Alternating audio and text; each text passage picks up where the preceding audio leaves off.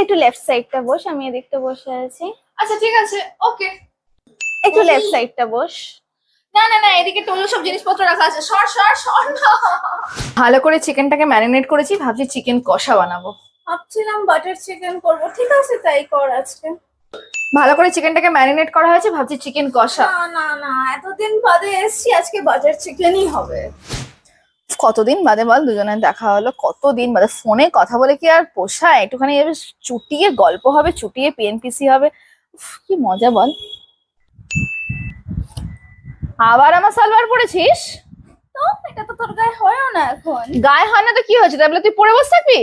সারা college life তো আমার জামা পড়েছে। সারা কলেজ লাইফ জামা পড়েছিস বলতে বলতে সারা জীবন ধরে আমার কলেজ কি যে জামা দে, আমার জামা দে, খোল আমার জামা, খোল জামা, জানিস নাকি? খোল খোল গায়ে ছোট